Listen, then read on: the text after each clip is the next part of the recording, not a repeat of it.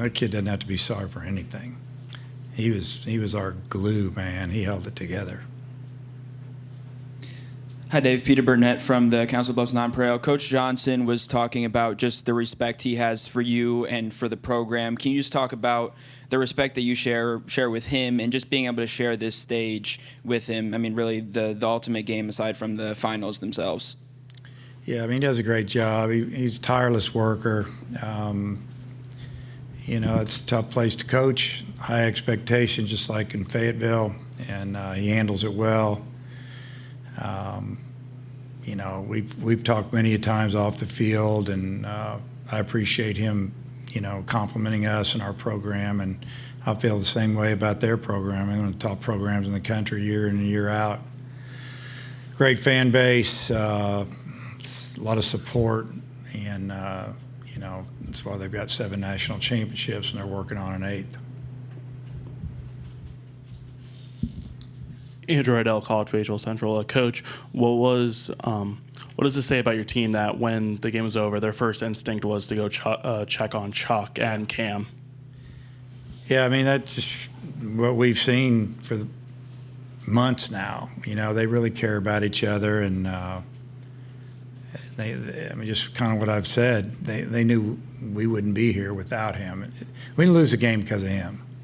We lost the game because we didn't score earlier in the game, or we didn't make a pitch, or we didn't make a play, and we lost. One play might be something that stands out, but there's a lot of things going at 27 outs, So I appreciate the team going out and taking care of him and comforting him, and that just shows you how much they respect him and how much they appreciate him. Harrison Fan, SEC Unfiltered. Coach, this team, you coached a lot of really special and talented teams. What has this one meant to you from a standpoint of just not only how the season went, but just the guys in the team and kind of the culture, everything that surrounds that? Yeah, this is one of the top teams I've ever coached, on and off the field. Just being around them, it's funny. I've been doing it for a while, and people will say things to me like, the kids have really changed over the years, and I always say, no, they haven't. And they're good. They just want to know that you care about them. And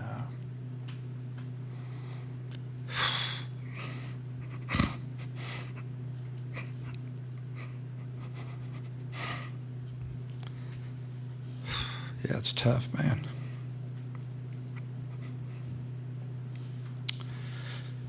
Kids are good, man.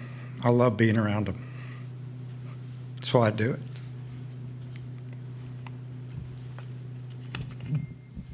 Dave, you mentioned you weren't going to pull Gackle there, so I'm guessing you expected to get some length from him. Kind of what were you expecting to get from him tonight, and just what did you make of his performance? Just what we got, 40 to 50 pitches.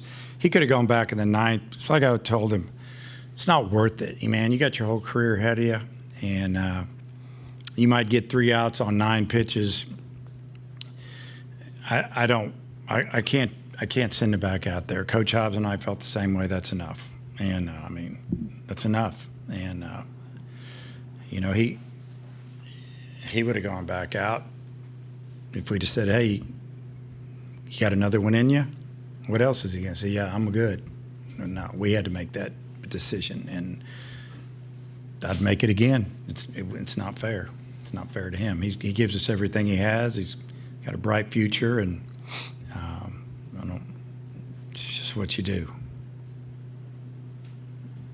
Christina Long, WholeHogSports.com. You've been here before, Dave, where your season ends with kind of some heartbreakers when you've got 2 outs in the 9th. Just what are the first steps to actually moving on from that and looking ahead to trying to get back here? Yeah, in the back of your head, you're always thinking about next year, throughout the season with recruiting, who you have in your program. What are you going to do when the season's over? You're going to have those conversations with players. You just learn how to do it. It's just what you do, And you start fighting to get back here. I mean, every time we have recruits in the fall, and then you're thinking about when they get here down the road and how that's going to fill in there, and then we lose one in the draft, and we lose that one in the draft, and then we get one out of the portal, and then, I mean, here we go. And then when school starts, that's what you got. And you hope you got enough. You hope they like each other. You hope they like to play. I mean, there's so many new kids nowadays. You don't bring a lot of freshmen in. You have until their third year. You develop them. It's just different now, but you either have to embrace it or you do something else, and I'm embracing it. So, I mean, I have a lot of good memories for this team, and that's what I'm going to try to think about most of the time. Obviously, there's a little bit of what ifs and heartbreak, but I'm excited for these kids in about a month to get drafted, because there's going to be a lot of them leave our program. I'd say 8 to 10 of them will be drafted pretty high. So that's exciting. Makes you proud. So, but you're always looking to the future. You're always looking to a year down the road, 2 years down the road, and you know, we've been on the phone a lot up here with kids that we're trying to get to come visit us when our season's over. And so we'll be on the phone probably tomorrow, getting them lined up. Jake McKeever, College Baseball Central coach. It's always tough to reflect in a moment like this, but was there a point in the season where you felt like this team had enough to get it to Omaha? Oh, yeah. I felt like in the fall, towards the end, I thought this team, if we stay healthy, you know, we'll be in the top of the league. We'll be in the top 4 or 5.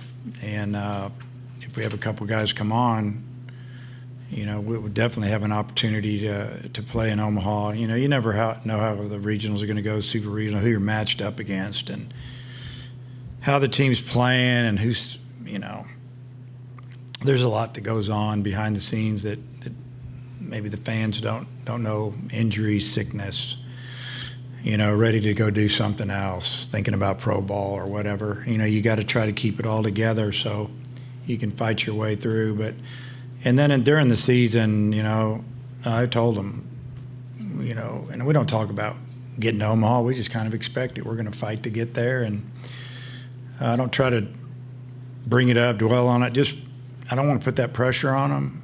But I told them a couple of times down the stretch that your last game needs to be in Omaha. And so I told them after tonight. I said, you guys did what you deserve. You got what you deserve. You got to finish up here. You know, it just wasn't exactly the way we wanted it to go down. That'll conclude our press conference tonight, Coach. We Okay. appreciate your time. All right, then.